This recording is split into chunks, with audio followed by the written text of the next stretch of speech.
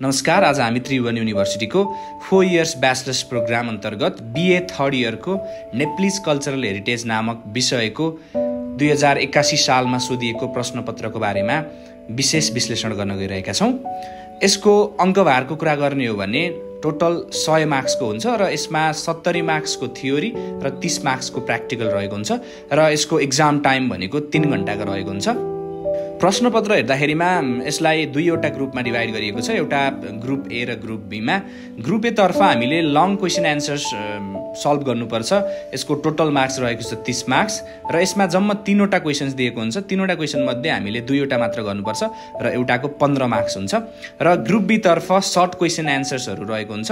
यसको total marks रहेको हुन्छ 40 मार्क्स र यसमा हामीलाई 6वटा क्वेसन्सहरू दिएको हुन्छ र 6वटा क्वेसन्स मध्ये हामीले जम्मा 4वटा क्वेसन्स मात्रै सल्भ गर्नुपर्छ। अब कुरा गरौँ ग्रुप ए अन्तर्गत पर्ने क्वेसन नम्बर 1 को बारेमा थोरै चर्चा गरौँ। क्वेसन नम्बर 1 मा show your acquaintance with the development of civilization in Nepal भन्ने सोधेको छ। सो यसको अर्थ चाहिँ नेपालमा सभ्यताको विकास कसरी भयो भन्ने विषयमा रहेको छ र यस प्रश्नमा हामीले नेपालको प्रारम्भिक मानव बस्तीहरू, कृषि प्रणाली, समाजको विकास, धर्म र संस्कृति, शासन व्यवस्था जस्ता पक्षहरूको बारेमा चर्चा गर्नुपर्छ। प्रश्न 2 मा रहेको छ elucidate the vihara architecture and its chief features.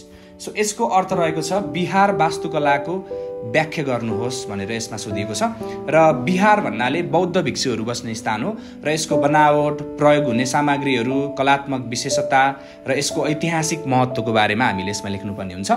प्रश्न नम्बर 3 मा discuss the foreign relations of the Licchavi with India, China and Tibet भनेर सोधिएको छ। यसको अर्थ चाहिँ लिच्छवी वंशको भारत, चीन र तिब्बतसँगको सम्बन्ध बारेमा लेख्नुहोस् भनेर सोधेको छ र यसमा हामीले व्यापार, धार्मिक आदान प्रदान र कूटनीतिक सम्बन्धहरूको बारेमा विस्तृत रूपमा जानकारी दिनुपर्छ र यो 15 मार्क्सको क्वेसन भएको कारणले गर्दाखेरिमा यसलाई हामीले डिटेल्ड एक्सप्लेनेसन गर्नुपर्छ। अब लागौँ हामी ग्रुप बी तर्फ। ग्रुप बी मा हामीलाई सर्ट क्वेसन एन्सर्सहरू दिएको छ। सर्ट क्वेसन एन्सर्सको क्वेसन नम्बर 4 मा show your acquaintance with the ancient monuments preservation act 2013 व्यास भनेर सोधेको छ र यसको अर्थ रहेको छ प्राचीन स्मारक संरक्षण ऐन 2013 को बारेमा हामीले यसमा लेख्नुपर्छ र नेपालका ऐतिहासिक र सांस्कृतिक सम्पदाको संरक्षण कसरी गर्न सकिन्छ भन्ने किसिमको कुराहरू चाहिँ यसमा हामीले विस्तृत रूपमा लेख्नुपर्छ। प्रश्न नम्बर 5 मा list the chief features of Shikhar temple architecture भनेर सोधेको छ र यसको अर्थ शिखर शैलीको मन्दिरको बारेमा हामीले यसमा विशेषताहरू चाहिँ लेख्ने गर्नुपर्छ। त्यसपछि प्रश्न नम्बर 6 मा रहेको छ explain the significance of Pashupatinath temple. Pashupatinath टेम्पलको बारेमा हामीले यसमा लेख्नुपर्छ। यसको महत्त्व के छ, धार्मिक, सांस्कृतिक र पर्यटकीय दृष्टिकोणले यो मन्दिरको चाहिँ महत्त्वहरू के किसिमको रहेका छन् भन्ने किसिमको कुरा चाहिँ हामीले प्रश्न नम्बर 6 मा गर्नुपर्छ। प्रश्न नम्बर 7 को कुरा गर्नुपर्दाखेरिमा give a brief account of Nepal Sambat भनेको छ। यसमा चाहिँ नेपाल सम्वतको बारेमा हामीले लेख्नुपर्छ। यसमा नेपालमा प्रयोग हुने परम्परागत पात्रो जसमा चाहिँ सम्राट शङ्खधर सखुवाले चाहिँ नेपाल सम्वतको सुरुवात गरेका थिए र यसको बारेमा हामीले चाहिँ विश्लेषण गर्ने पर्छ।